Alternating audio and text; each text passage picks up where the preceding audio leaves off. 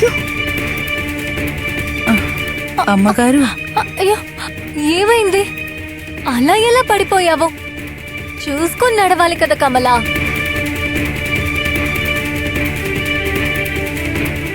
ఏ పని నువ్వు సరిగ్గా చెయ్యవు.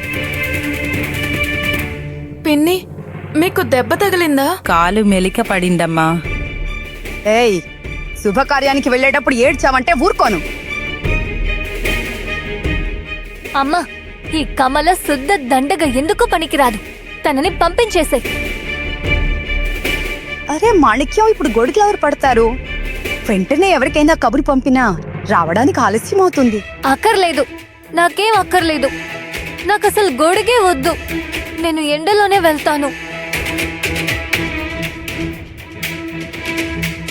అయ్యో ఆగు మాణిక్యం, నా మాట విను. ఎందుకు ఇలా చేస్తున్నావు? నువ్వు సుకుమారివి కదా తల్లి, నీకు చెమటలు పడతాయి, నీ మొహం కందిపోతుంది, అలసిపోతావు. పర్వాలేదు, వదిలే అమ్మా, వదిలే. చెమటతో తడిసి ముద్దవుతాను. నేనెంతో అందంగా అలంకరించుకున్నాను. అది వృధా అవ్వాలని కొందరి ఆకాంక్ష. పర్లేదులే అమ్మా, ఇప్పుడు వాళ్ళు కోరుకున్నట్టే జరగనివ్వు. వాళ్ళ కోరిక తీరని. నేను సంతోషంగా ఉంటే వాళ్ళకి కళ్ళు కొట్టినట్టున్నాయి.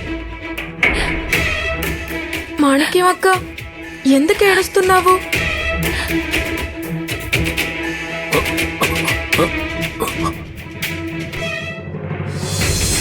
సకు ఆగు.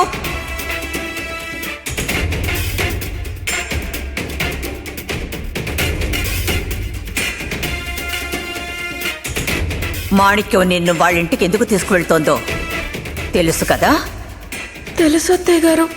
తలెత్తు, నా వైపు చూడు. మాణిక్యాన్ని సంతోషంగా ఉంచాల్సిన బాధ్యత నీది. తనని అందంగా అలంకరించి రేపు నిశ్చితార్థానికి తీసుకురా. అర్థమైందా? తను మల్లెపువ్వు లాంటిది సుకుమారి. రేపు తను ఇక్కడికొచ్చినప్పుడు తన కళ్ళల్లో నీళ్లు చూస్తే సహించను. నిన్ను హెచ్చరిస్తున్నాను. తన్ని జాగ్రత్తగా చూసుకో.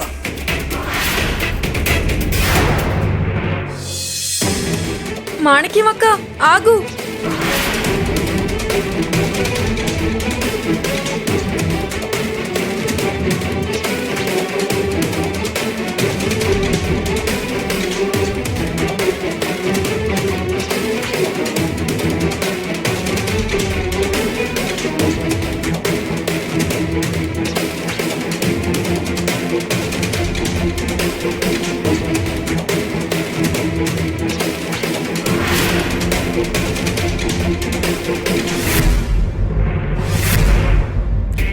అమాయకురాలు నా మాటల్ని నమ్మేసింది. ఓసే సవతి, నువ్వు నా దాసివని ఊర్లో వాళ్ళందరికీ తెలియాలి కదా. అందుకే ఈ నాటకం. గొడుగు పట్టుకుని నా పరిచారికలా నా వెంట నడిచి రాసాకు.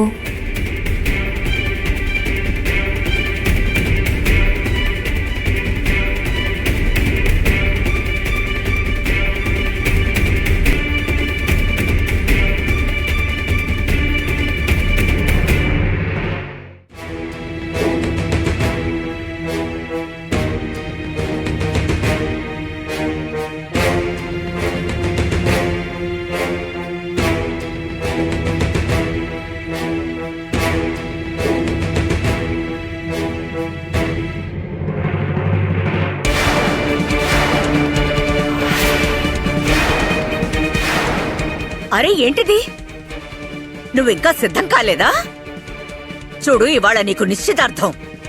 ఏ క్షణమైనా సుబేదరన్ కుటుంబం ఇక్కడికొస్తుంది. అయితే నేనెందుకు సిద్ధమవ్వాలి? ఈ వస్త్రాలు ధరిస్తే నిశ్చితార్థం జరగదా ఏంటి? దిగో.